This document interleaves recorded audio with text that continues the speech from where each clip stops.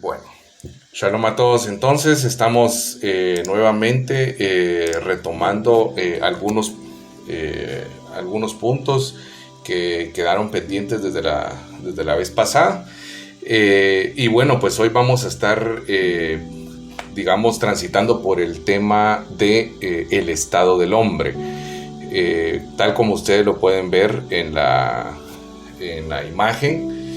También arriba dice el presente siglo malo, y es porque también lo llama de esta manera. Saulo de Tarso también lo llama así, los discípulos del Mesías.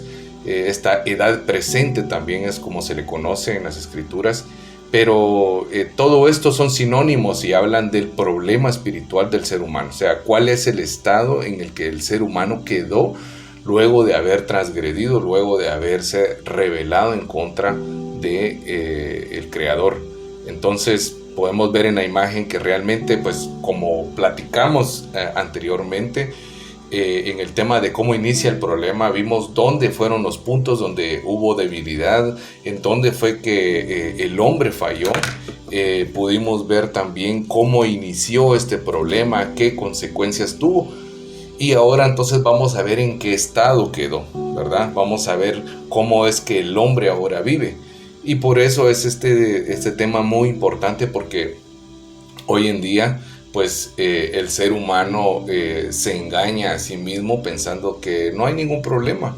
Pensando que hoy, pues mientras esté bien en esta vida física, eso es todo. Y no se da cuenta que realmente está en un presente siglo malo, está en este problema espiritual que prácticamente está anestesiado. El hombre está engañado y no se puede dar cuenta, desde luego, porque los muertos nada sienten, los muertos nada saben, ¿verdad?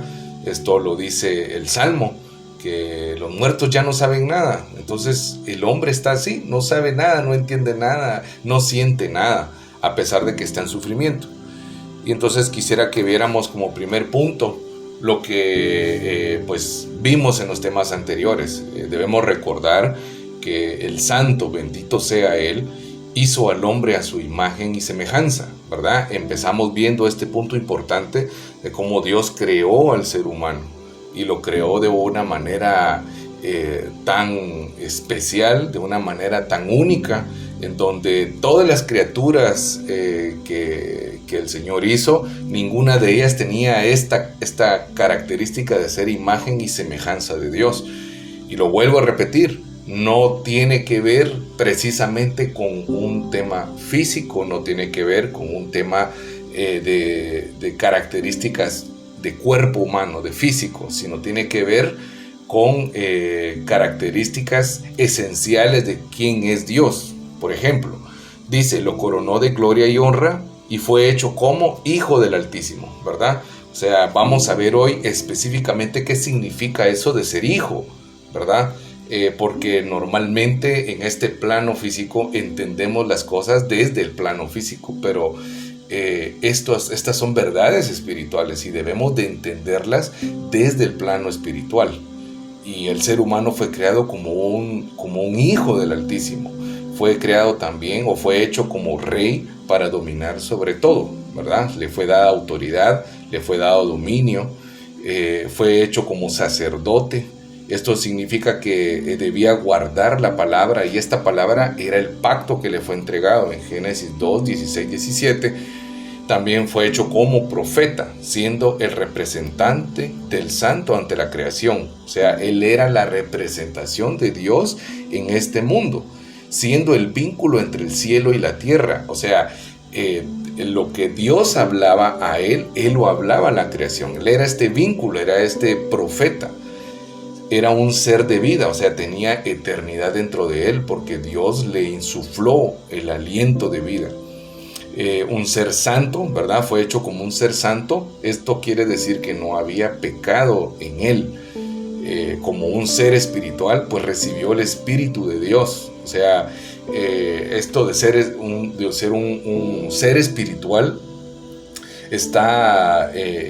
prácticamente está enfocado en el tema que buscaba lo trascendente, buscaba la voluntad de Dios, debía caminar en la voluntad de los cielos. También fue hecho como un ser fructífero, ¿verdad? Fue un ser bendecido. Vemos como Dios lo bendijo y le dijo multiplicaos.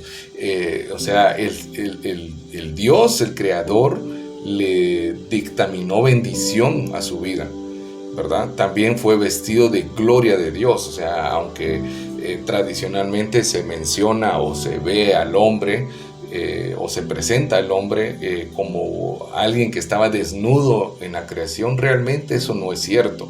El hombre no estaba desnudo, sino que el hombre estaba rodeado de la gloria de Dios, estaba vestido de la justicia, estaba vestido de la gloria de Dios. Y esto hacía que tuviera una unidad perfecta, o sea, Dios estaba en él y él estaba en Dios. Tal como pues se presenta el ejemplo del pez, ¿verdad? Que el pez debe de estar en el agua. ¿Por qué? Porque ese es su hábitat, esa es su vida, ¿verdad? Entonces, la vida del hombre era estar en Dios.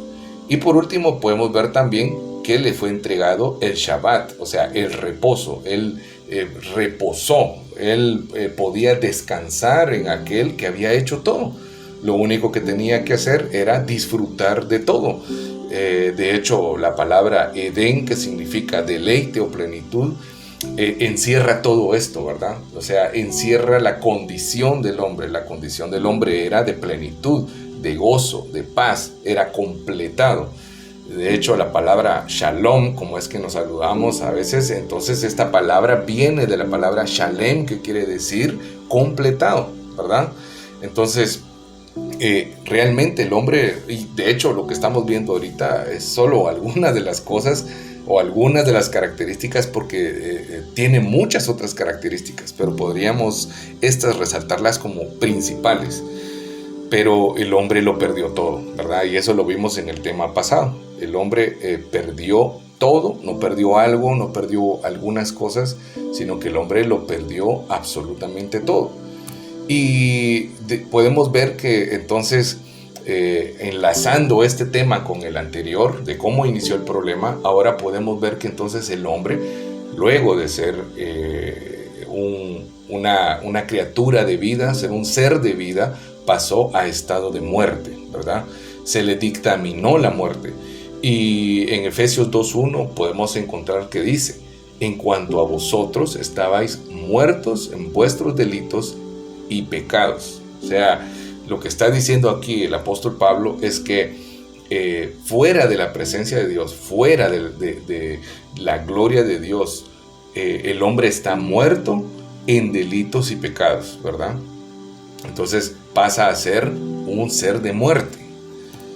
Segundo, vemos que pierde la identidad de hijo del Altísimo, lo que vimos anteriormente, ¿verdad? Aquí podemos ir viendo cómo esto que tenemos acá se va eliminando una por una hasta que el hombre absolutamente queda sin nada, ¿verdad? Lo pierde todo. Es que desde el momento que el hombre pierde la conexión con Dios, lo pierde todo, ¿verdad? Esto es lo que debemos de entender, lo que debemos de tener claro, ¿verdad?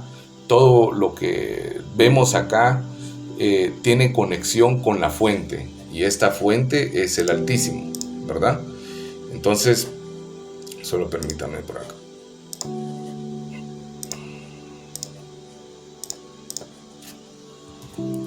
Entonces podemos ir viendo cómo entonces el hombre va perdiendo cada una de estas cosas. Pierde la identidad de hijo del Altísimo y pasa a ser considerado hijo de Satanás.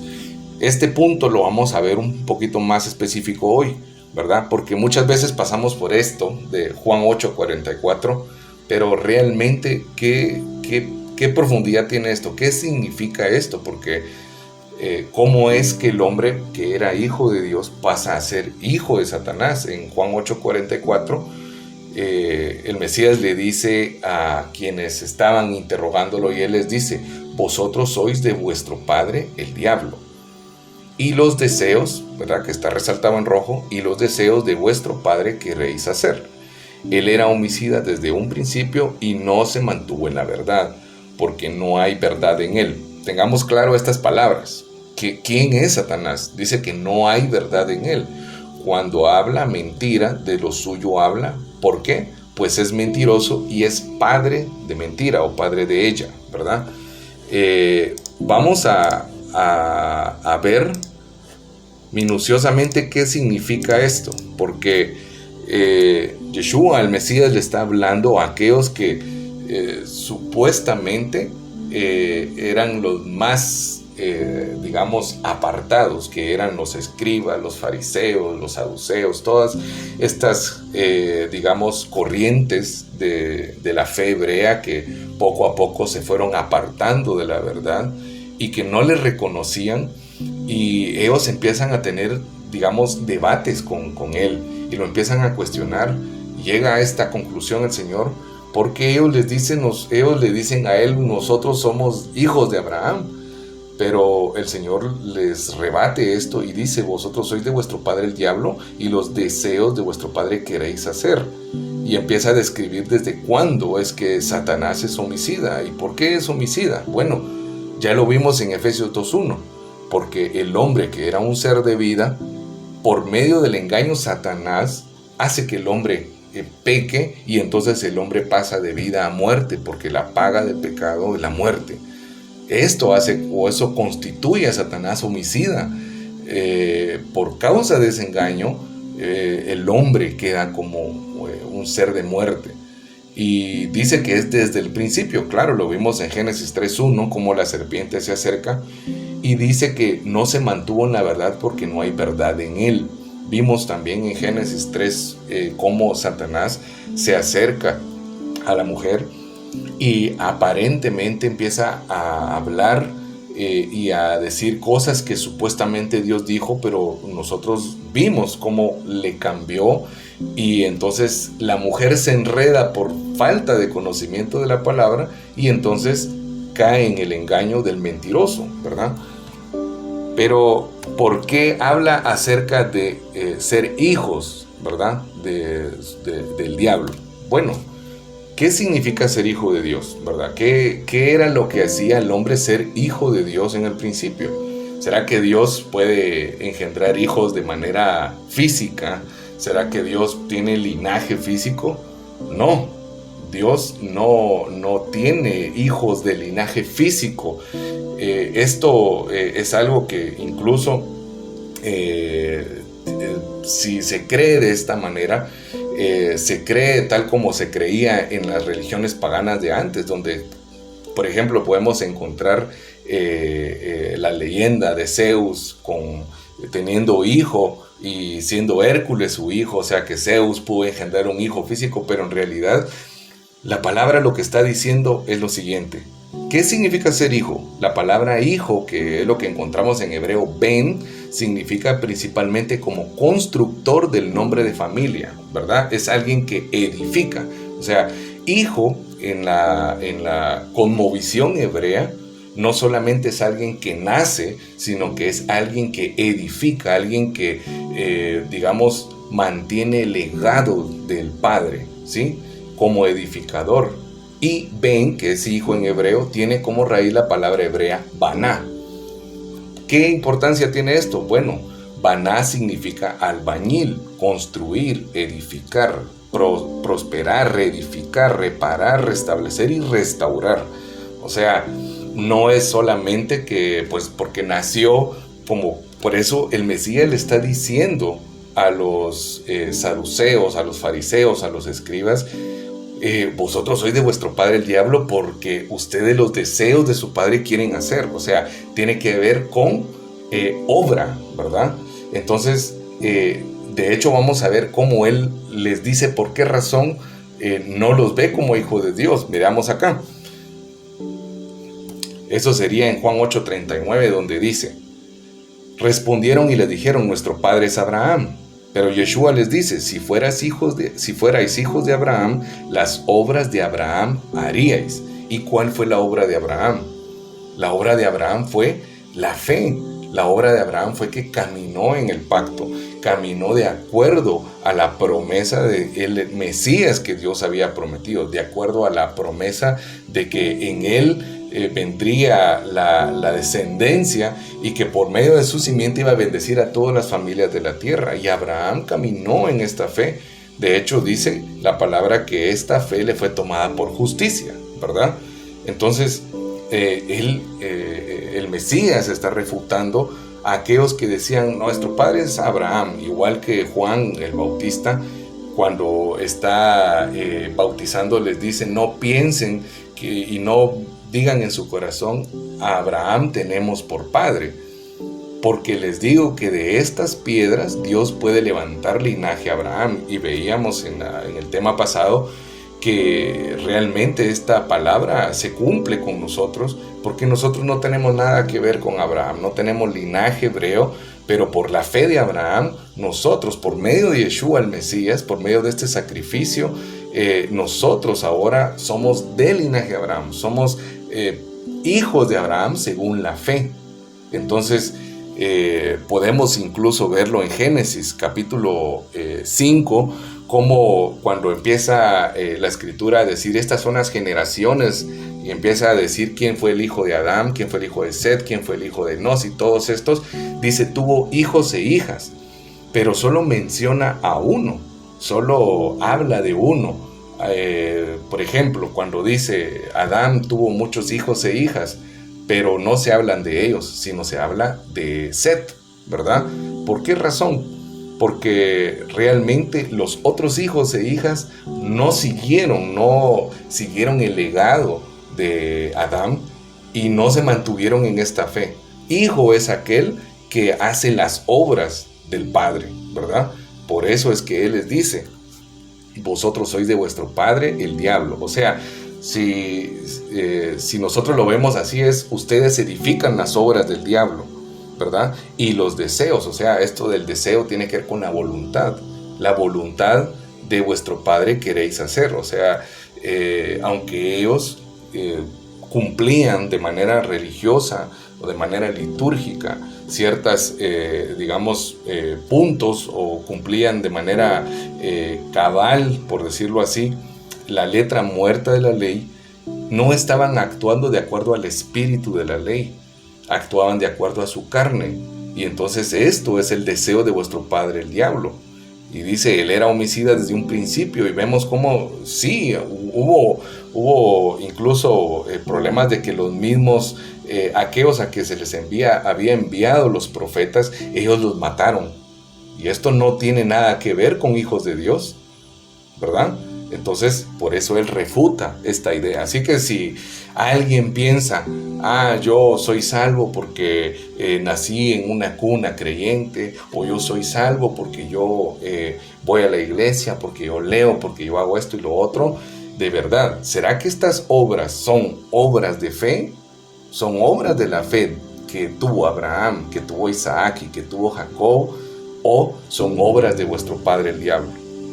Es algo fuerte porque muchas veces se tiene confianza en las obras que yo hago, pero en realidad, ¿qué fe hay detrás de mis obras? ¿Sí? ¿Será que yo estoy, como dice aquí la definición, estoy reedificando, estoy reparando, restableciendo, estoy, edificando como hijo de Dios? Porque en Juan dice que le dio la potestad a todo aquel que cree en Él, les dio la potestad de ser hijos de Dios, o sea, nos dio la autoridad. ¿Quién nos dio esa autoridad? Yeshua el Mesías. Todo aquel que cree en Él, se les da la potestad de ser llamado hijo de Dios. Y el hijo de Dios edifica, el hijo de Dios restaura, el hijo de Dios restablece, el hijo de Dios repara. ¿Será que estas son las obras que están ocurriendo en nuestra vida? Debemos de hacernos esta pregunta. Porque el estado del hombre lo podemos encontrar en cuáles son sus obras también. Después vemos que el hombre pasa de ser sacerdote del Dios vivo a la idolatría. Gálatas 4:8 dice, sin embargo, en otro tiempo, cuando no habían conocido a Dios, sirvieron a los que por naturaleza no son dioses, ¿verdad? Pablo le está hablando a las iglesias de la Galacia que anteriormente de conocer el Evangelio, ¿cuál era su estado? Y si alguno de nosotros se puede preguntar esto, ¿cuál es el estado fuera del Evangelio? Bueno, es servir a los que por naturaleza no son dioses, ¿verdad? Es que no hay otro Dios. Dios es uno y Dios es único. No hay otro Dios. No hay Dios de la lluvia, no hay Dios del sol, no hay ningún otro mediador. De verdad, incluso la idolatría, que muchas veces se piensa que la idolatría tiene que ver con algo físico nada más, y déjenme decirles que no. La idolatría no tiene únicamente que ver con algo, con el acto de rendirle adoración a un ídolo de piedra, de madera, de yeso o de cualquier otro material, a un ídolo que tenga forma de animal, de hombre o lo que sea. No tiene únicamente que ver con este aspecto, tiene que ver con qué lugar, ¿verdad? ¿Cuál es el lugar que ocupa en mi corazón? ¿Quién está en el trono de mi corazón? ¿Estaré yo? ¿Estará mi familia? ¿Estará mi trabajo? ¿Estará mi ministerio? ¿Estará mi conocimiento? ¿O es Dios? Porque déjenme decirles incluso una cosa, que el enojo es sinónimo de idolatría, ¿verdad? El maltratar a alguien es sinónimo de idolatría, es ego. Podemos ver que la idolatría no se refiere únicamente al acto de adorar algo físico, nos podemos adorar a nosotros mismos.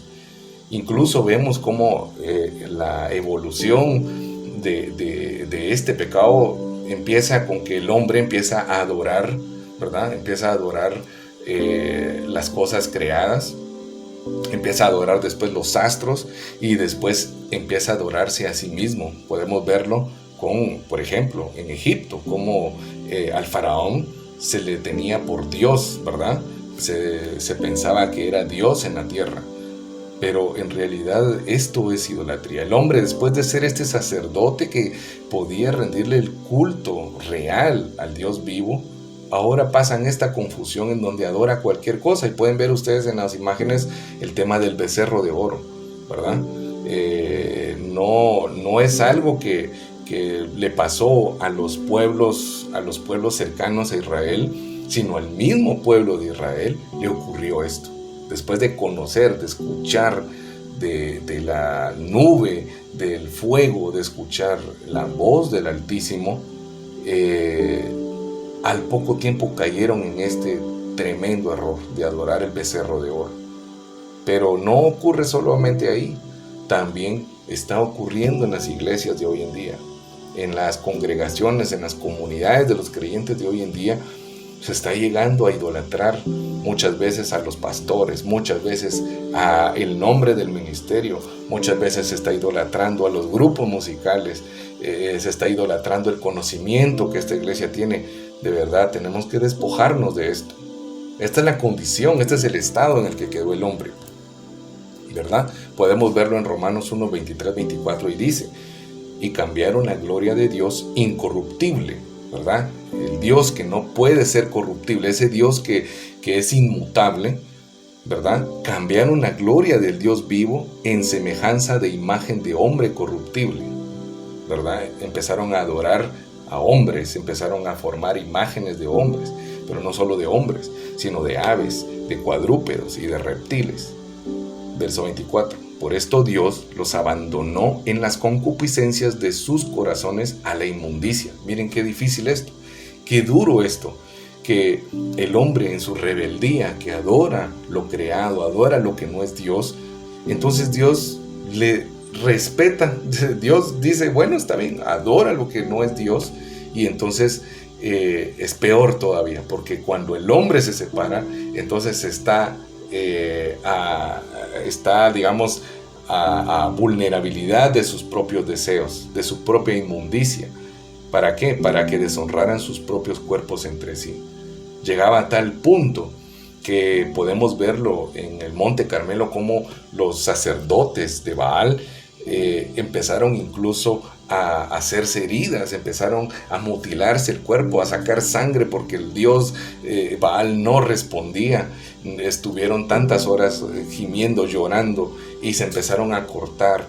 O sea, empezaron a deshonrar sus cuerpos. Es que hasta ese punto lleva la idolatría, ¿verdad? Perder la identidad. Vemos también que luego de que estaba en una libertad bajo la verdad de Dios, ahora vive en esclavitud y con temor a la muerte. Y es un hecho que de verdad el temor a la muerte es algo real. Y no importa qué tanto pues yo lea la Biblia, que por leer la Biblia yo no tenga miedo. De verdad, dentro de las iglesias hay temor a la muerte, ¿verdad? Y dice en Hebreos 2:15, y librar a todos aquellos que por temor de la muerte están sujetos a vivir en esclavitud. El temor a la muerte somete al hombre a esclavitud. Por no morir, con tal de no morir, es que si yo digo esto, esto sucedía incluso en el tiempo del Mesías, cuando le tenían miedo por temor a los judíos, no hablaban o no decían, porque tenían temor a que los mataran, ¿verdad? Pero vemos que la vida de los creyentes de la iglesia del primer siglo, ellos no tenían temor a la muerte. ¿Por qué? Porque por medio de Yeshua el Mesías, por medio de ese ungido, fueron libres de este temor. También el hombre pasa de estar en unidad con la presencia divina a estar separado del Altísimo. Habíamos hablado anteriormente que el ser humano estaba en una conexión perfecta, estaba en un equilibrio perfecto entre la voluntad de Dios y su voluntad. Pero esto no quiere decir que el hombre no podía pecar. El hombre, aunque tenía esta conexión, tenía que estar la voluntad de Dios sobre la voluntad del hombre, o sea, la voluntad de los cielos sobre la voluntad de la tierra.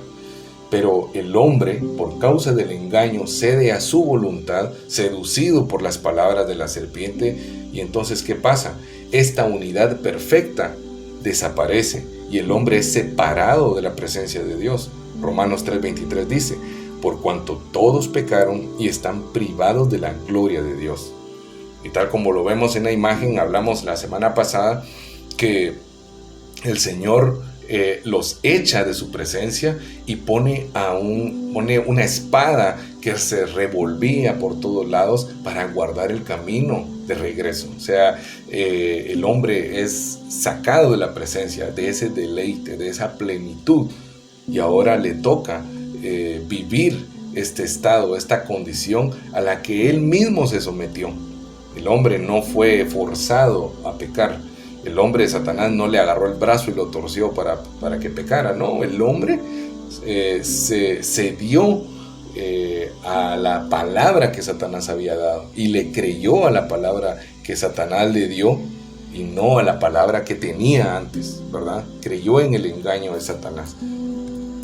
Entonces el hombre no perdió algo, ya lo vimos. Entonces no es que perdió los árboles frutales, no es que perdió los ríos, no perdió el descanso, perdió a Dios, lo perdió todo, y todo lo que estar con Dios significa, la vida, la santidad, la eternidad. Entonces, ¿qué se puede hacer? O sea, ¿será que el pecado de Adán era algo sencillo? Si hubiera sido algo sencillo, ¿creen ustedes que no hubiera sido necesario echarlo? O sea, si hubiera sido algo tan liviano, hubiera tenido razón este decreto tan fuerte en donde se le dictamina la muerte, la maldición. Desde luego que no. Es que de verdad el hombre toma algo que no es de él. El hombre mancha el honor de Dios. El hombre quiso usurpar el lugar que no le correspondía. Al tomar ese fruto, él quiso ser como Dios, pero en el sentido de tener él el dominio y no seguir la voluntad del Creador, sino seguir su propia voluntad. Y esto lo llevó a perderlo todo, igual que Satanás. Satanás tuvo este mismo deseo, y por eso fue echado de la presencia.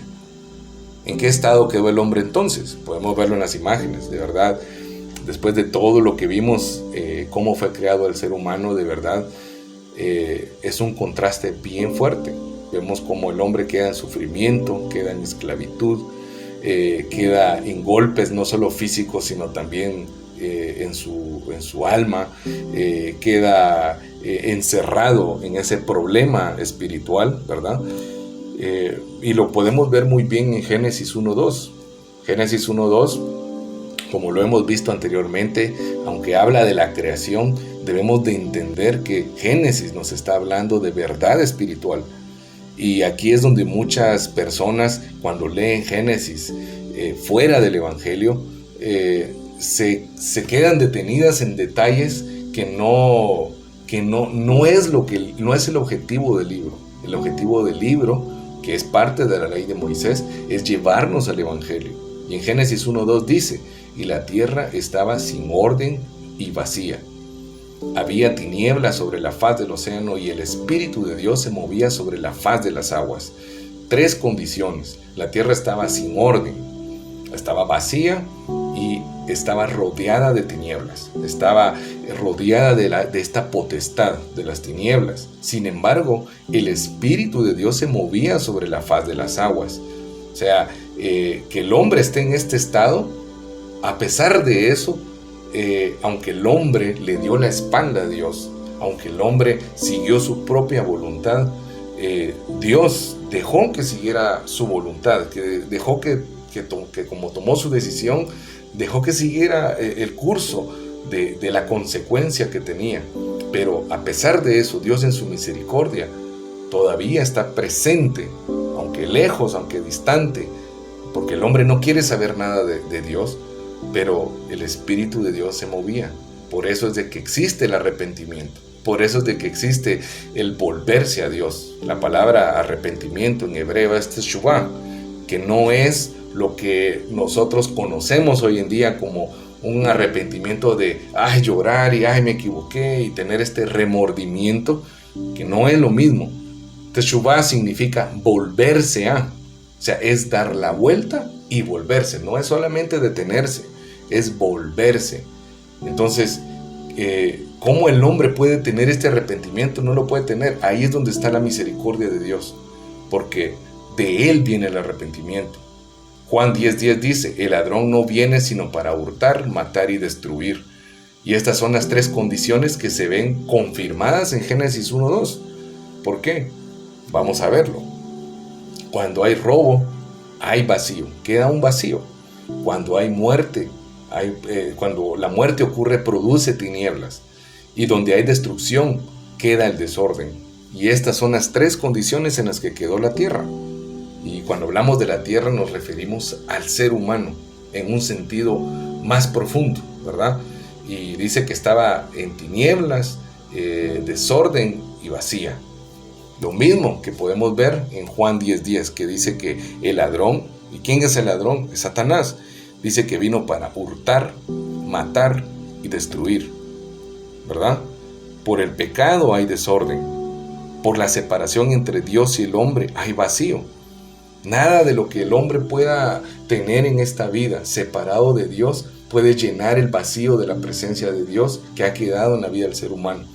Hoy en día el ser humano busca llenar este vacío tan grande, tan inmenso, infinito, con cosas de este mundo.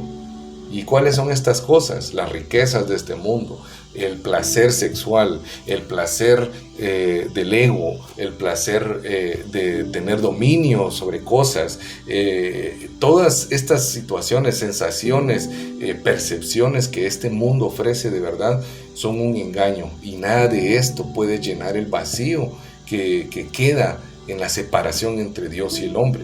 Y el hombre se encuentra rodeado de muerte, o sea, que está rodeado o dominado por las tinieblas. Vemos entonces que Génesis 1:2 está perfectamente en línea con lo que Jesús el Mesías dijo en Juan 10:10. Hurtar, matar y destruir es lo que vino a hacer el ladrón. Génesis 6:5 entonces vemos algo importante. El Señor vio que la maldad del hombre era mucha en la tierra. Y cuando vemos en la tierra también podemos ver en los hombres, ¿verdad? La maldad del hombre era mucha y que toda tendencia de los pensamientos de su corazón era de continuo solo al mal. Y ahí está subrayado toda tendencia. ¿Qué quiere decir esto? Que el hombre quedó con una compulsión al mal.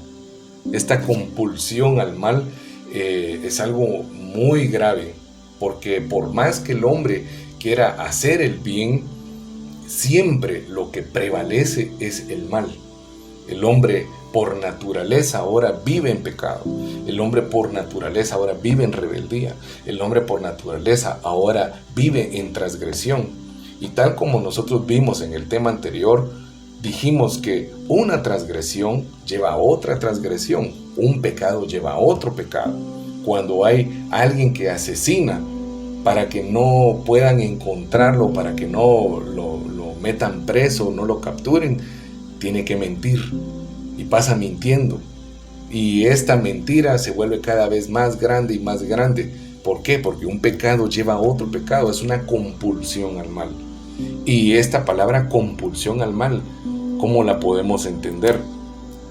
En hebreo la palabra yetzer, que quiere decir inclinación, que es lo que nosotros encontramos en Génesis 6:5, ¿verdad? Tendencia, este es yetzer, y ra, que es mal, quiere decir que la inclinación, la tendencia del hombre, ¿verdad?, quedó hacia el mal. Ya este equilibrio perfecto que había del hombre con la voluntad de Dios se perdió, y el hombre entonces queda con un peso mayor hacia la maldad, hacia el pecado. ¿Por qué?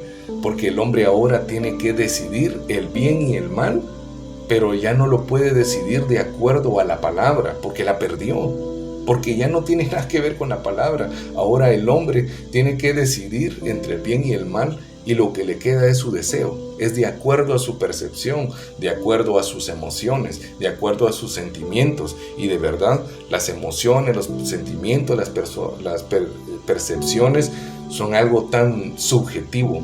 Cambia de persona a persona. Para una persona esto es malo y para otra no. Para esta puede ser malo alguna otra cosa y para la otra no. O sea, se pierde totalmente el sentido de justicia. Y el hombre entonces piensa que hace el bien, pero está haciendo el mal. Isaías dice que vuestras obras de justicia son como trapo de inmundicia delante del Señor. Y este yetzer hara, o compulsión al mal, lo encontramos también en las cartas de los escritos mesiánicos, donde dice naturaleza caída, o viejo hombre, o naturaleza de pecado. Es esta vieja naturaleza, es este cuerpo de pecado. Esto es lo que alimenta esta mala inclinación o esta compulsión, ¿verdad? La compulsión es algo que no tiene control, es algo que siempre está con esta intención de llevarse a cabo. De hecho, Dios le dijo a Caín, le dijo que dominara el pecado, porque él te quiere dominar. O sea, el pecado yace a la puerta. O sea, el pecado ahora está a la puerta de mi vida. Y por causa de esta condición ahora es más fácil para mí pecar que hacer el bien. Esto se fortalece por el ego. O sea, esta vieja naturaleza, esta compulsión al mal, o este viejo hombre, se fortalece por medio de ¿qué? Por medio del ego. O sea, cuando yo quiero hacer mi propia voluntad, cuando yo quiero satisfacer mi propio deseo, cuando yo lo único que quiero es recibir y no me importan los demás, yo no le quiero dar la gloria a Dios, yo lo que quiero es que Él me dé. Entonces, esto es el pecado, esto es el querer yo hacer mi propia voluntad. Y vemos que fue algo que quedó en la vida de todo hombre hasta la fecha. Todo ser humano nace con esta compulsión al mal. Esto fue lo que llevó a Caín a matar a su hermano, ¿verdad? ¿Será que Caín hubiera matado a su hermano si hubieran estado en la condición de un ser bendecido? Por supuesto que no. Lo que llevó a Caín a matar a su hermano es esto, la naturaleza de pecado. ¿Por qué? Porque no se acercó al santo, bendito sea, con una actitud correcta. Lo podemos ver en Génesis, cuando Abel y Caín presentan ofrenda. El Señor ve con agrado la ofrenda de Abel. Abel presentó el sacrificio de sangre, presentó un cordero y presentó el sacrificio con una actitud y de manera correcta. Y Caín no fue así. Caín recibió una mala, o no recibió aprobación de parte de Dios, porque Dios, que conoce cuál es la intención del corazón, cuál es el impulso, vio que las obras de Caín no eran correctas. O sea, él se acercó con la voluntad, con su propia voluntad. No siguió la voluntad de Dios, sino se acercó con su propia voluntad. Y claro, la Biblia no dice que no llevó lo mejor de la tierra. Pero, ¿será que lo mejor de la tierra, o sea, lo mejor de mí, eso es lo que Dios espera? No, o sea, ¿qué puedo yo producir? Fuera de la palabra, yo no puedo producir nada bueno. Él siguió su propia voluntad. Él lo hizo como una obra de ley, como algo que debía hacer, pero no lo hizo por reconocer, por darle la gloria a Dios.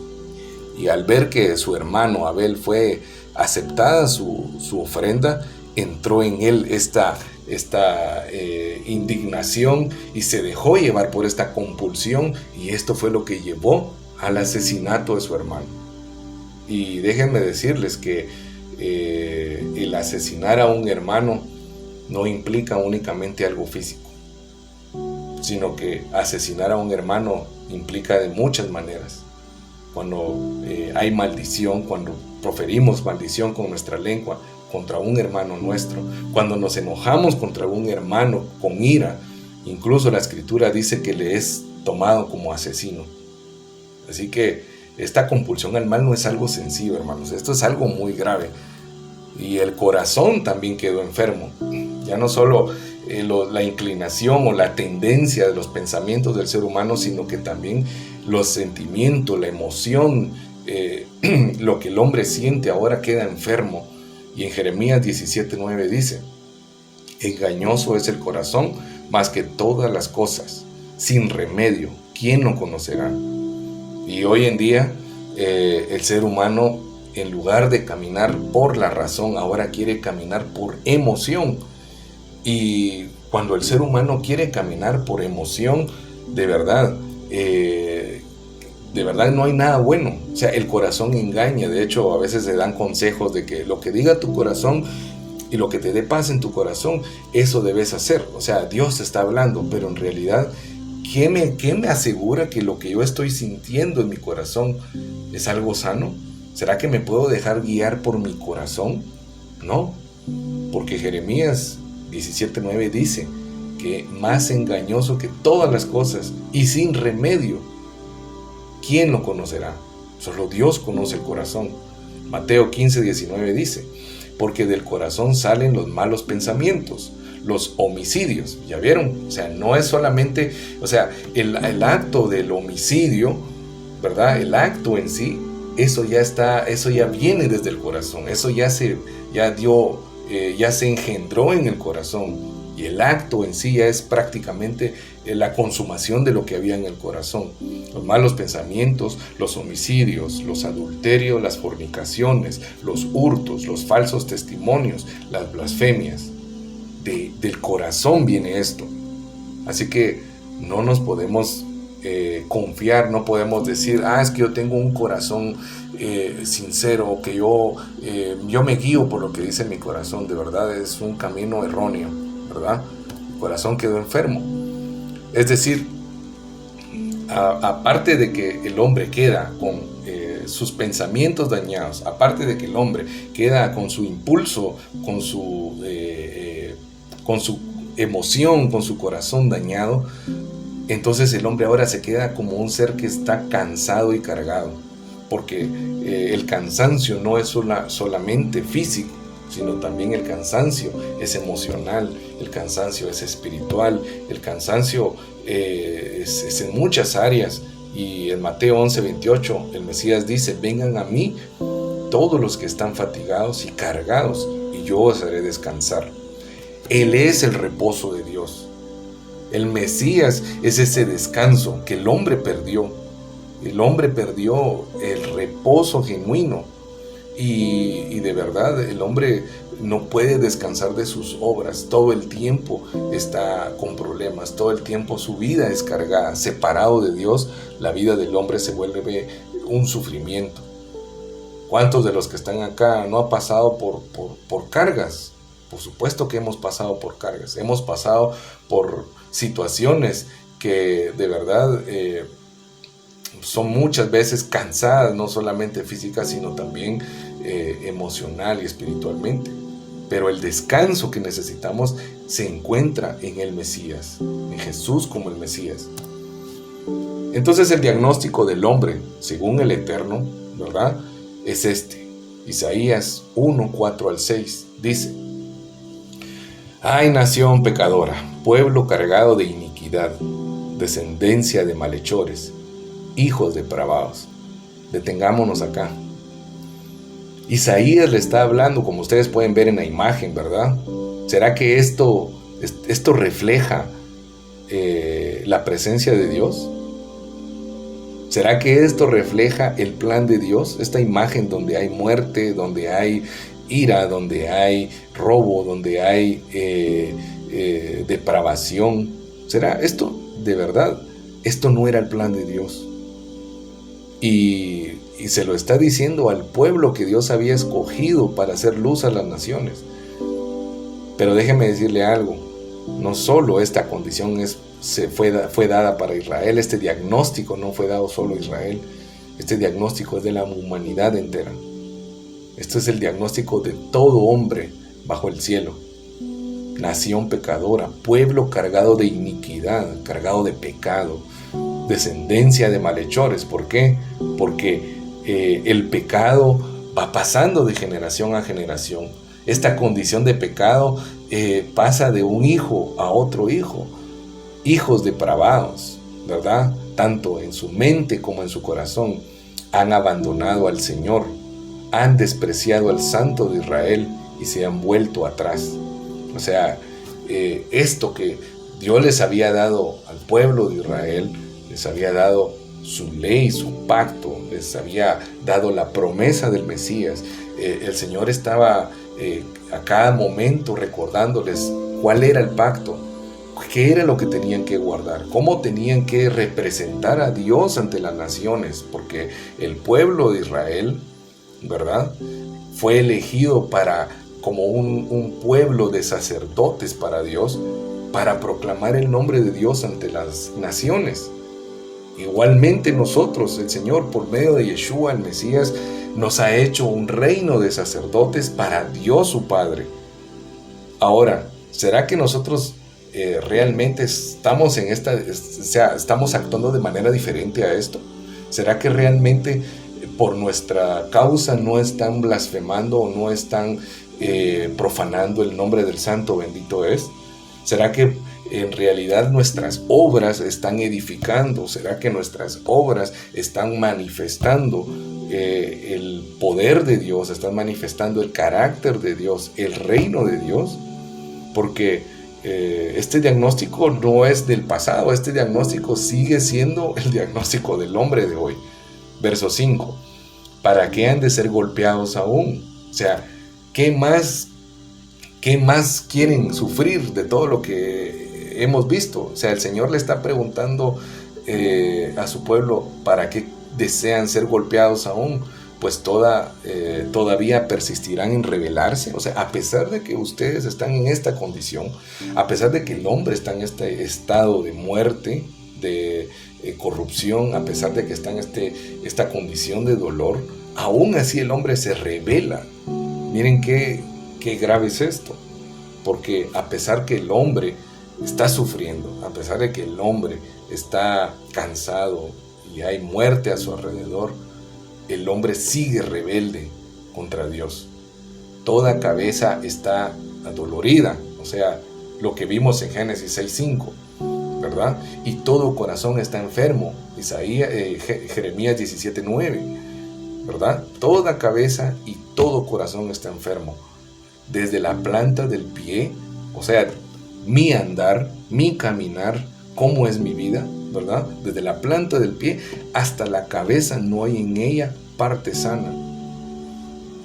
Es decir, ni mi caminar es sano, ni mis obras, o sea, las manos, ni mis obras son sanas, ni mis emociones son sanas, ni mis pensamientos son sanos. Es decir, fuera de la presencia de Dios, estoy muerto. Esto es lo que ocurre con un cadáver, ¿verdad? O sea, la planta del pie de un cadáver ya en un estado de putrefacción, no le funciona el corazón, no le funciona la cabeza. De verdad, el hombre está muerto. Efesios 2:1 lo dice muy claramente. Desde la planta del pie hasta la cabeza no hay en ella parte sana, sino heridas, golpes y llagas recientes. No han sido curadas, ni vendadas, ni suavizadas con aceite. O sea, después de todo lo que vimos, déjenlo.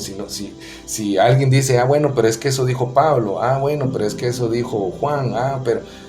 Bueno, el mismo Dios está diciendo en Isaías cuál es su diagnóstico. ¿Será que Dios se puede equivocar con este diagnóstico? Absolutamente no. ¿Qué produce el hombre en este estado entonces?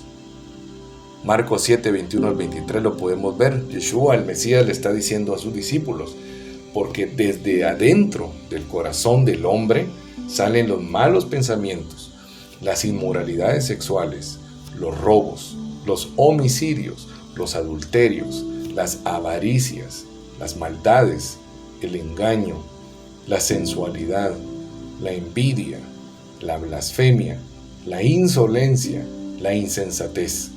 Todas estas maldades salen de adentro y contaminan al hombre. Como pueden ver ahí en la imagen, de verdad, todo lo que el hombre produce en este estado lleva al pecado, ¿verdad? Y de verdad debemos de correr al Mesías, debemos de correr al Evangelio, porque solo en el Evangelio esta condición puede ser resuelta. Porque sin el Evangelio, si de verdad nosotros estamos en el Evangelio, podemos ser fortalecidos para resistir esta compulsión al mal. Podemos vencer, pero fuera del Evangelio, de verdad, hermanos, estamos vulnerables a adulterar, a ser avaros, ¿verdad? A ser malvados. Aunque digamos que Jesús es el Cristo, aunque estemos haciendo la evangelización mundial, pero si realmente nosotros no hemos nacido de Dios, no nos estamos apegando al Mesías para ser semejante al varón perfecto, si el único que tiene la imagen y semejanza perfecta de Dios es el Mesías, y yo de verdad, si yo he nacido de nuevo, debo de ser como Dios. ¿Y quién es el varón perfecto? Es el Mesías. Si yo no me apego a este justo, si yo no me apego al Cordero de Dios, de verdad, me voy a alejar de esa imagen y jamás voy a reflejar la imagen, mucho menos la semejanza de Dios. Y lo que saldrá de mi corazón será esto: avaricias, maldades, engaños, sensualidad, envidia, la blasfemia, la insolencia y la insensatez. Marcos 7, 21 al 23 es lo que nos dice qué es lo que produce el hombre en este estado. Al morir incluso, porque alguien dijo, bueno, igual cuando me muera voy a dejar de sufrir. De verdad, ¿qué nos garantiza esto? ¿Será que morir en esta condición y separado de Dios, será que la muerte será un descanso? Cuando dicen descanse en paz, ¿qué garantiza que está descansando en paz? Porque Dios no puede ser burlado.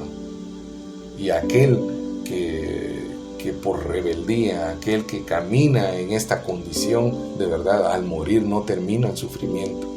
Hebreo 9:27 dice, y de la manera que está establecido que los hombres mueran una sola vez, y después el juicio.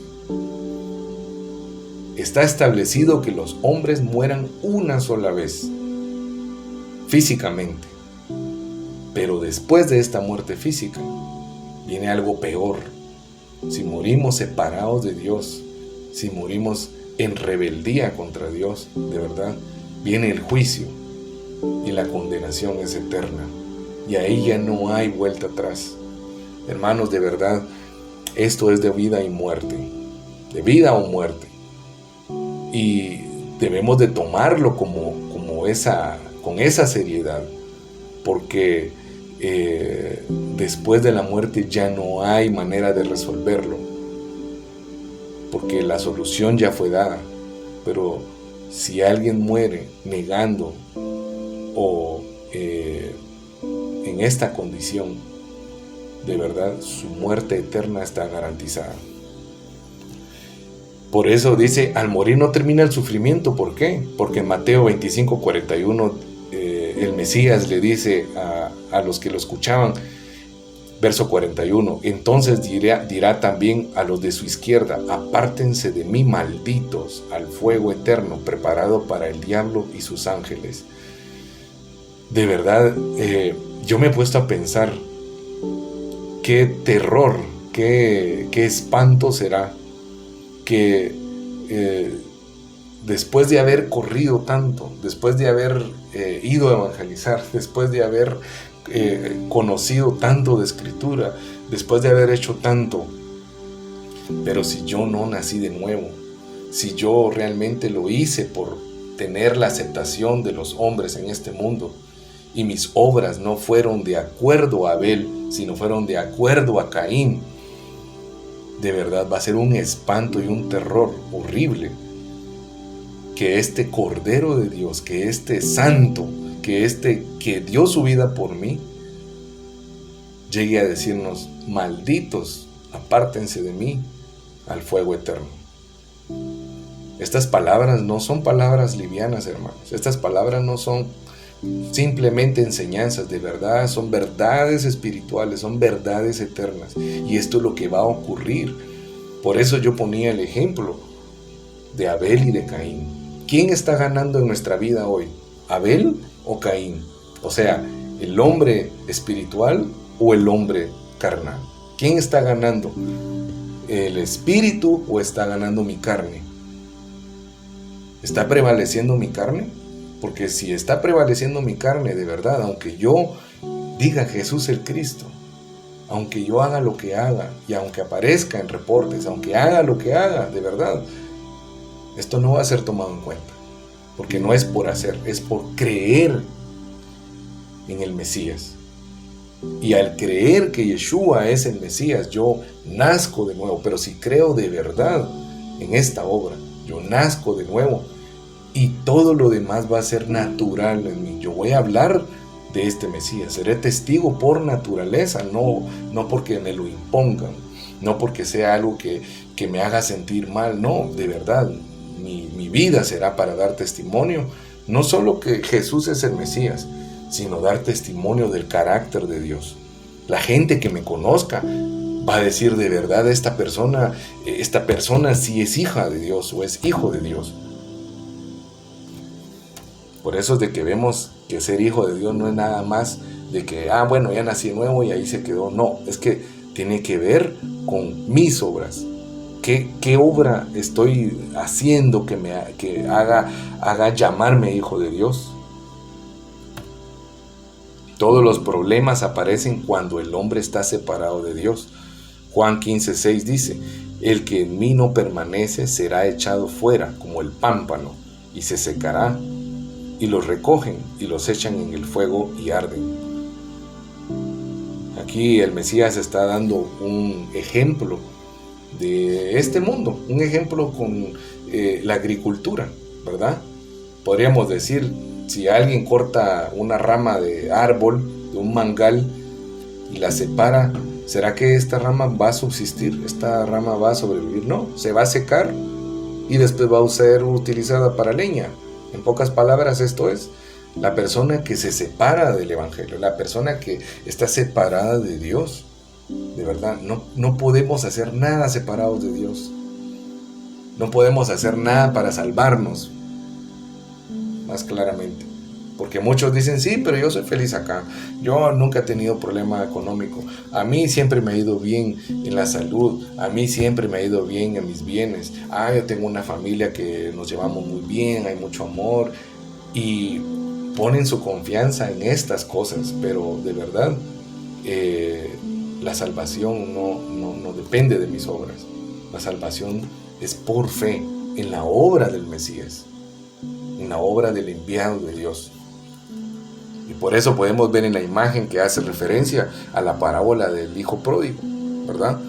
El hijo pródigo estaba en la casa de su padre y dice: yo no quiero seguir tu voluntad, ¿verdad? Quiere hacer su voluntad, satisfacer los deseos de su carne con las cosas de este mundo, y pide a su padre, le pide que le dé lo que le corresponde. Y el padre, ¿será que le negó eso? No, el padre se lo dio. Y esto lo podemos ver en referencia también con Lázaro y con el rico. Perdón, con Lázaro y el rico, que Abraham, en la parábola que el Mesías dio, Abraham le dice: recuérdate que tú gozaste en aquella vida y ahora estás sufriendo, y este que sufrió ahora está gozando. ¿Qué relación tiene con esto? Porque Dios nos da recurso, ¿o no? Dios nos da recurso para este mundo también. Dios nos da riqueza, nos da salud, nos da trabajo. Pero ¿será que esto lo estoy usando para deleitarme con cosas de este mundo? ¿Para deleitar mi yo? ¿Para deleitar mi inclinación o compulsión al mal? El padre le dio a su hijo lo que le pidió, y el hijo se fue y le dio rienda suelta a lo que él deseaba. Pero ¿qué pasó? Separado de la casa del padre, se quedó sin nada, gastó todo lo que le había dado el padre, y llegó al punto de que después de que era hijo y que era dueño, pasó a ser un cuidador de puercos, y de verdad quedó en una condición de corrupción, una condición en donde pasó hambre. ¿Y qué es lo que ocurre? El hijo recuerda lo que perdió, recuerda qué es lo que hay en la casa, y dice: iré a mi padre y le diré: he pecado contra el cielo y contra ti, no merezco ser llamado tu hijo. Es más, este arrepentimiento ni siquiera le alcanzaba al hijo para llegar a obtener la condición original de hijo, porque él incluso decía: me voy a hacer como uno de sus siervos, ya no me consideraré su hijo. O sea, ni siquiera él deseó volver a ser hijo. Y cuando venía de regreso, que este es el arrepentimiento que nace desde abajo, ¿verdad? Hay un arrepentimiento que nace desde abajo, que el hombre cuando ve esto que está ocurriendo, que cuando Dios tiene misericordia y le permite arrepentimiento, el hombre vuelve, es un volver desde abajo, pero eso no alcanza, hermanos. Por eso es de que toda la obra de arrepentimiento es de Dios, porque cuando el hijo viene todavía de lejos, ni siquiera había llegado, ¿quién fue el que se acercó al hijo? Fue el padre. El padre fue el que, viéndolo de lejos, ¿verdad? Porque al hijo no le alcanzaba, el padre fue y corrió hacia él, lo abrazó, no le dijo: ¿qué vienes a hacer? No le dijo: ya no mereces estar acá. El padre fue, lo tomó de su cuello y lo besó de manera efusiva. Y el hijo le dijo: no merezco ser llamado tu hijo. Y el padre, ¿qué hace? Mata un cordero. Mata un cordero. Es el cordero de Dios el que fue el precio para que volviéramos a ser hijos, para que volviéramos y regresáramos. Pero separados de Dios, de verdad, hermano, no podemos hacer nada. Si nos encontramos con Dios, todo problema deja de ser problema, ¿verdad? Porque también se ha malentendido esto, que bueno, el problema ya no es problema. Y claro que el problema ya no es problema, pero esto no quiere decir que ya no van a venir problemas, no quiere decir que no van a venir situaciones adversas. Pero separado de Dios, todo problema es grave. Pero si nos encontramos con Dios, todo problema deja de tener peso si nosotros lo comparamos con el peso de la gloria de Dios, si lo comparamos con lo que Dios es para nosotros. Por eso es que Pablo dijo: todo lo que alcancé anteriormente, todo lo que yo tuve anteriormente, el conocimiento, él incluso dijo: fui fariseo de fariseos, del linaje de Abraham, descendiente de la tribu de Benjamín. O sea, Saulo no era cualquier cosa. Y Saulo tampoco, porque esa es otra cosa que se ha malentendido, que Saulo desecha todo y se olvida de eso. No. Saulo hace una comparación y dice, cuando yo veo esto que yo logré, que yo tenía, comparado con el evangelio de verdad, ese contraste hace que esto se desvanezca. No importa qué tanto conocimiento tengamos, no importa qué ministerio tengamos, no importa cuáles sean nuestros problemas, pero comparados con la presencia de Dios en nuestra vida, de verdad, todo se desvanece.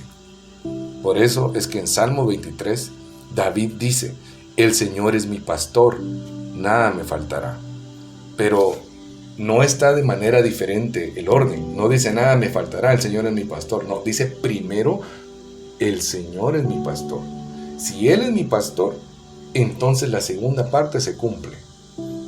Buscad primeramente el reino de Dios y su justicia, y todo lo demás vendrá por añadidura.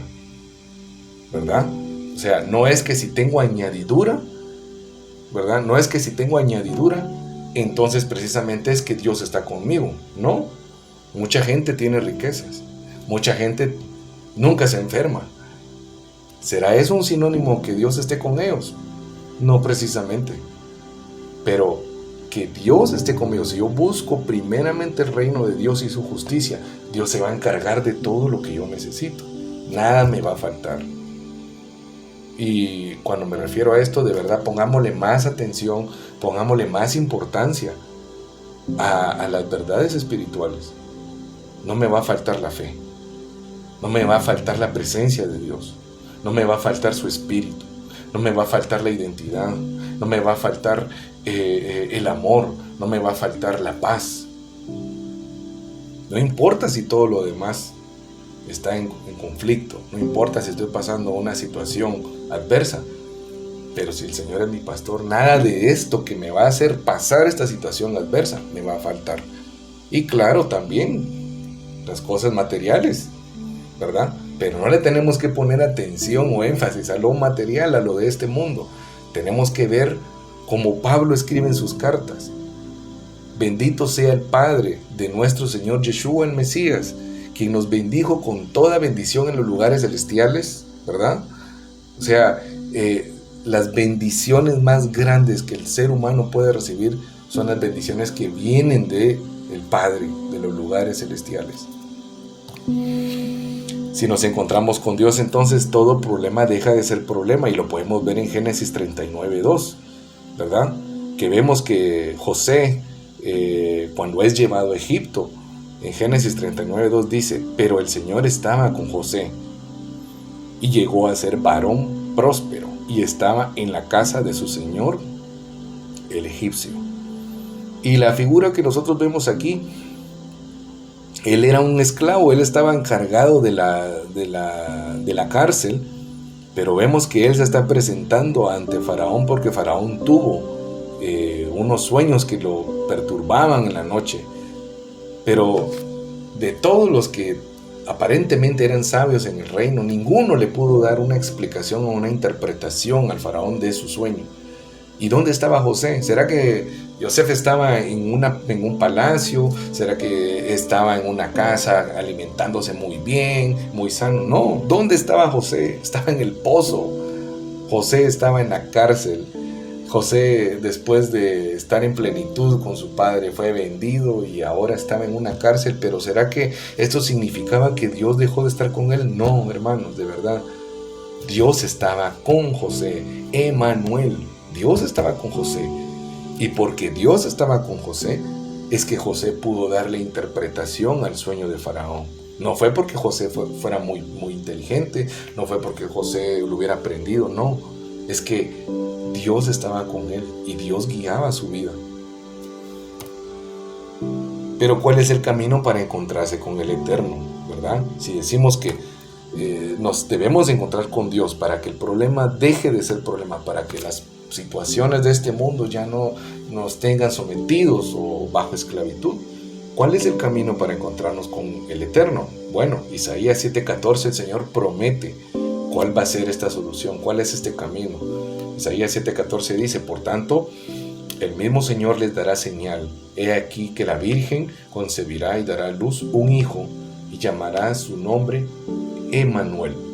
En hebreo, que es Immanuel, que significa Immanu, es con nosotros o entre nosotros, y él, que es Elohim, Dios. O sea, Dios está con nosotros, o Dios con nosotros. Y esto se cumple ¿en dónde? Con Yeshua el Mesías, el ungido, la promesa del Santo bendito es, se cumple en la vida de este justo.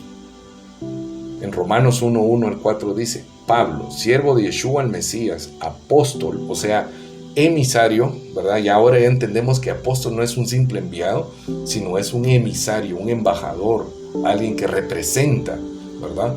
Y Pablo decía apóstol o emisario por llamamiento, no es porque alguien se lo impuso, no es porque alguien le dijo ahora es un apóstol, no, Dios lo llamó, habiendo sido apartado para el evangelio de Dios. O sea, las buenas nuevas de redención que habían sido prometidas a Abraham, a Isaac, a Jacob, en Génesis 3:15 que le fue prometido al hombre, acerca de su hijo, ¿verdad? O sea,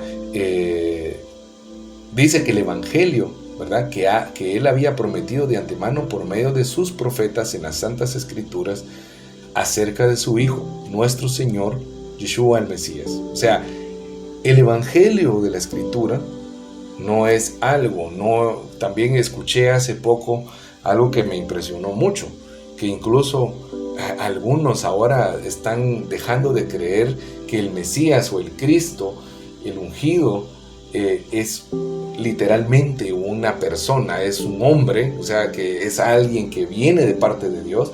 Dejan de pensar, ya no creen esto, sino ahora se está manejando una corriente que ahora se dice que el Mesías es un movimiento, es un proceso. Hermanos, no nos confundamos. Si escuchan eso de verdad, no lo crean, porque Dios había prometido que iba a venir su ungido en carne y que iba a venir de el linaje de David. Y esto está prometido según Romanos 1:1 al 4. En el verso 2 dice que Él lo había prometido de antemano por medio de sus profetas en las Santas Escrituras. Así que si yo tengo dudas de si tengo dudas y yo quiero saber más acerca del Mesías, hay que ir a los profetas, ¿sí? Acerca de su Hijo, nuestro Señor Yeshua el Mesías, del linaje de David, según la carne, ¿verdad? O sea, no es un movimiento, no es un proceso, no es una corriente filosófica. El Mesías no es eso, el Mesías no es algo, es alguien, ¿verdad? Y dice que fue designado Hijo de Dios con poder, conforme el Espíritu de Santidad, por su resurrección de entre los muertos. O sea, fue confirmado que Él era el Hijo de Dios. Y fue decretado que Él es el Hijo de Dios por la resurrección de entre los muertos. Al levantarse ese Mesías, entonces nosotros tenemos la certeza de que la promesa fue cumplida. Nuestra redención tiene cumplimiento. ¿Por qué? Porque no se quedó en la tumba. El Mesías resucitó, hermanos, aleluya. El Mesías está en este momento vivo. Así que nosotros no creemos en un muerto, creemos en el justo que está vivo, en el Hijo de Dios. Yeshua les dijo en Mateo 25:41, yo soy el camino, la verdad y la vida. Nadie viene al Padre sino por mí. 3 cosas dijo Él: yo soy el camino, la verdad y la vida. Y nadie viene al Padre sino por mí. O sea, nadie vuelve por ese camino, nadie vuelve a Edén, nadie vuelve a la presencia, sino es a través de mí, la espada que se revuelve, ¿verdad? La espada que custodiaba, esa espada, ¿verdad? Que es la palabra, esa espada que Hebreos dice que es más cortante que espada de 2 filos. Esa espada, esa palabra, ese camino es Yeshua, el Mesías, el ungido, ¿verdad? Él es el camino, Él es la verdad y la vida, y nadie puede regresar a Dios. Yo no puedo venir y decirles, miren, aquí hay un camino, tienen que hacer esto otro para poder tener vida eterna, para regresar con Dios. No se puede, es imposible. De hecho, cuando el Mesías, el maestro, estaba con sus discípulos y un joven rico se le acerca y le dice, ¿qué debo hacer para heredar la vida eterna? Entonces el Mesías le dice, ¿qué dice la ley? Y entonces el joven rico le empieza a recitar la ley y le dice que todo esto lo ha cumplido. Y el Señor, ¿será que lo desechó? El Señor no lo desechó, es más, la Escritura dice que le amó, o sea, lo vio y le amó. ¿Por qué? Porque estaba obedeciendo. Pero, ¿qué pasó? Había un punto importante. Y Él le dijo, ve, solo una cosa te hace falta. Ve y vende todo lo que tienes y dáselo a los pobres. Y el joven rico, aunque había hecho bien en todo esto, porque no, el Mesías no está diciendo que esto está mal, no, está bien, pero no solo es eso, o sea, la intención, el espíritu, Él le dijo, ve todo lo que tú tienes, véndelo y dáselo a los pobres, o sea, desarráigate de las cosas de este mundo. Y el joven rico se fue triste. Y entonces el Señor les dice, qué difícil será para los ricos entrar al reino de los cielos. Será más fácil que pase un camello por el ojo de una aguja, ¿verdad? Que era una abertura extremadamente pequeña. Era más fácil que un camello entrara por ahí, ¿verdad? Que un rico entre al reino de los cielos. ¿Y qué le dijo uno de los discípulos? Dice que se aterrorizaron, se asombraron y le dijeron, entonces, ¿quién será salvo? Y Él les dijo, lo que es imposible para el hombre es posible para Dios. Nos damos cuenta que el contexto no está hablando de negocios, no está hablando de salud, no está hablando de emprendimiento, no está hablando de academia, no está hablando de política. El Señor está hablando de la vida eterna. Esto que es imposible, la salvación que es imposible para el hombre, para Dios es posible. Así que esta posibilidad de poder regresar al Padre es solo por medio del camino. ¿Y quién es el camino? Es Yeshua el Mesías. Entonces, si nosotros vemos esto, ¿verdad? Lo que Él dijo, camino, verdad y vida, esto significa que Él es el camino de regreso al Santo, bendito es decir, el Dios, en Él Dios resolvió el problema de estar separado de la presencia divina. O sea, Él es el camino para regresar a Dios, al Padre. En Él Dios resolvió el problema de la separación. Fue Dios quien resolvió el problema, no el hombre, es Dios quien resolvió. Esto quiere decir que Jesús, el Mesías, es el profeta que fue prometido en Deuteronomio, cuando Él le dijo a Moisés, y Moisés le dijo al pueblo, profeta como tú levantaré de entre tus hermanos, ¿verdad? Él es este verdadero profeta. Pero también Él dijo que es la vida. ¿Por qué? Porque en Él, ¿verdad? En Jesús el Mesías, Dios ha perdonado el pecado que separaba al hombre de Dios, ¿verdad? O sea, este pecado que significaba muerte, porque la paga del pecado es muerte, ¿verdad? Pero la dádiva de Dios es la vida eterna. Así que en Él se cumple la vida. ¿Por qué? Porque por causa de su sacrificio y de su resurrección, ahora yo he sido perdonado. Él es mi sumo sacerdote. Y de verdad, hermanos, cuando pensemos en estos 3 puntos, no pensemos como algo que debemos tener en la punta de la lengua para saber qué significa ungido, Cristo, Mesías o Mashiach. No es para eso. ¿Será que realmente yo estoy obedeciendo las palabras del profeta? Porque déjenme decirles que en Deuteronomio dice, aquel que no obedezca las palabras de este profeta, porque las palabras que él hablará son las palabras que yo he puesto en su boca, y aquel que no las obedezca, yo mismo le pediré cuenta. Y Hebreos dice, cosa horrenda es caer en las manos de un Dios vivo. Así que, sí, Jesús es el Cristo, pero de verdad le estoy obedeciendo como mi verdadero profeta. Sumo sacerdote, ¿será que realmente yo estoy creyendo en esta obra y estoy creyendo en este perdón, ¿verdad? El sumo sacerdote de verdad se presenta delante de la presencia y está intercediendo por mí todos los días. Todos los días su nombre, el nombre de cada uno de ustedes, está siendo mencionado en la boca del Mesías, de este profeta, de este sacerdote, y está intercediendo por nosotros delante del trono de gracia. Y Él es la verdad. ¿Por qué? Porque venció en el madero y en la resurrección al padre de mentira que vimos hace poco, ¿verdad? En Juan 8:44, que este padre de la mentira es Satanás. Y le venció, y esto quiere decir que Él es el verdadero rey. Él es quien domina, Él es el que venció. Ya no tengo como amo a Satanás, ya no tengo como señor a Satanás, porque fuera de Dios yo hacía las obras de Satanás. Ahora yo hago las obras de aquel que es ahora mi Señor, que es mi amo, que es el dueño de mi vida, este rey. Así que para finalizar, el problema es uno, la solución es una, y el Mesías es uno, Yeshua, el Hijo del Altísimo. No hay otro Mesías. De verdad, se van a levantar muchos y se han levantado muchos, y hoy en día hay muchos que dicen: yo soy el ungido, yo ya vine, yo soy el que fui prometido. No, hermano, solo hay uno, y ese uno ya vino y volverá, y quiera el Señor que sea en nuestros días. Solo en Yeshua, el Mesías, el hombre puede nacer de nuevo. Solo en Él hay salvación. Por eso su nombre significa eso. Yeshua es salvación.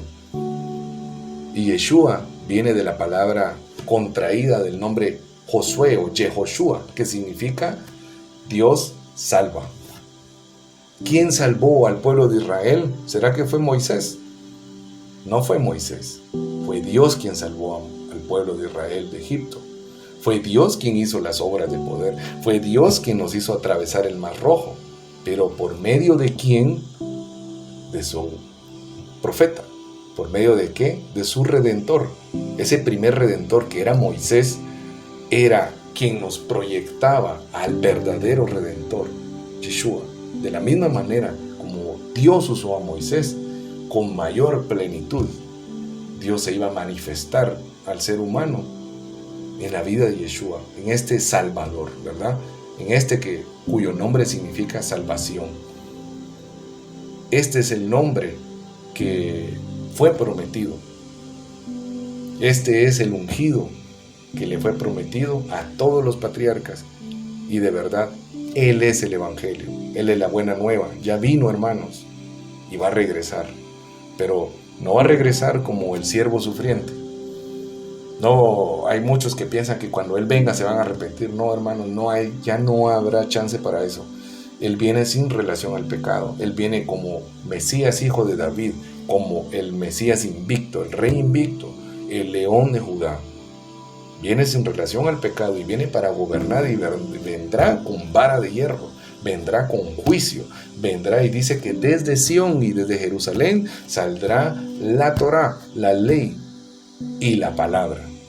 Él va a reinar literalmente en esa ciudad, en Israel. Así que no es una alegoría, no es algo que, es una figura. No, Él va a venir a reinar literalmente desde Jerusalén. Y este es el tema para hoy. ¿Cuál es el estado del ser humano separado de Dios? No hay otra condición, no hay... pues yo veo que no hay nada más grave que esto. No sé qué podría ser más grave que esto que acabamos de ver. Un cadáver. Ahora preguntémonos, ¿realmente el problema, el problema espiritual se ha resuelto en mi vida? ¿Hay áreas de mi vida que no he sometido a este rey? ¿Hay áreas de mi vida que aún persisten en esta condición? ¿Cómo estoy yo caminando? Porque también dice, todo aquel que dice que es de Él debe caminar como Él anduvo. ¿Estoy caminando como el Mesías? ¿Estoy caminando realmente en esta actitud de obediencia donde me maltratan y yo no respondo? en donde yo, aunque yo tenga la razón, no maldigo. Estoy amando a mi prójimo, estoy amando a mi hermano de la iglesia, aunque no sea de mi círculo de amigos, lo estoy amando. Estoy de verdad actuando sin envidia, no hay ego en mí. ¿Será que no me ofendo porque no me toman en cuenta? O sea, de verdad, esto es una evaluación que nos debemos de hacer todos, porque si decimos que nosotros somos discípulos del Mesías, ¿qué fue lo que pasó en el Sanedrín? Cuando dice que interrogaron a Pedro y a Juan, dice que cuando los vieron, identificaron que eran discípulos que habían estado con el Mesías. ¿Por qué? Por su manera de hablar, por su manera de proceder. Es más, a Esteban, imagínense, a Esteban lo vieron con cara de ángel. Imagínense. ¿Será que nos ven con cara de ángel o con cara de diablo? De verdad. Tratemos de apegarnos más al Mesías. No hay otro camino. Y no hay que confundirnos porque alguien me dijo, es que ustedes son Jesús solo porque solo hablan del Mesías. No, es que no es que hablemos solo del Mesías.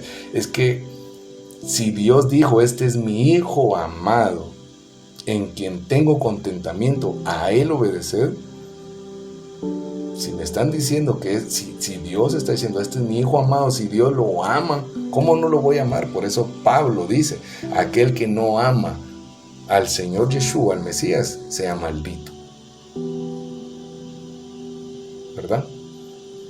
Así que aferrémonos a esta palabra, aferrémonos a la respuesta que Dios dio y reflexionemos sobre esta condición, el estado del hombre separado de Dios.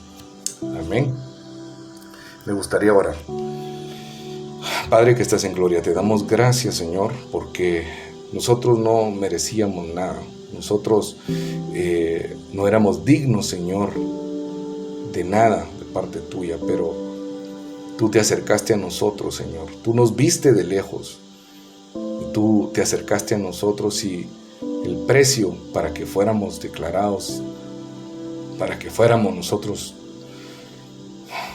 destinados como hijos tuyos, Señor, ese precio fue pagado con ese cordero.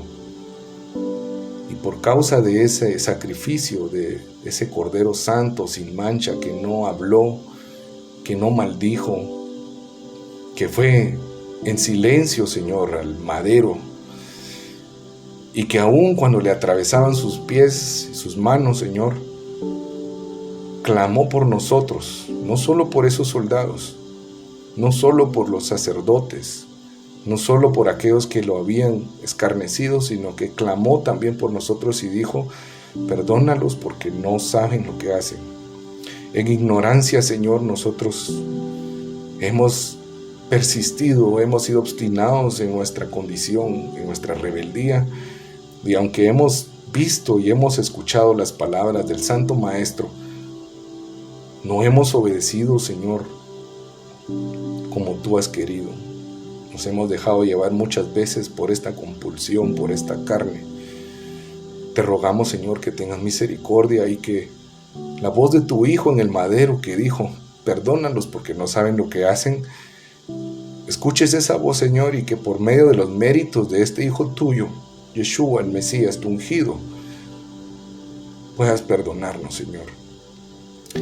Gracias porque nos has entregado la vida, nos has entregado tu palabra nuevamente y nos has dado tu espíritu y podemos respirar y tener ese aliento de vida.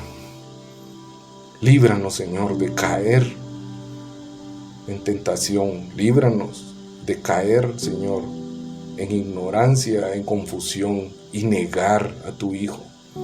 Líbranos, Señor, de actuar según nuestras obras, aparentando ser hijos tuyos, Señor. Líbranos de todo mal y ayúdanos a resistir al enemigo. Ayúdanos a resistir por medio de tu Espíritu. Gracias por tu Evangelio, por esta buena nueva que nos da vida, Señor. En el nombre y en los méritos de tu Hijo, Yeshua el Mesías, oramos. Amén. Amén.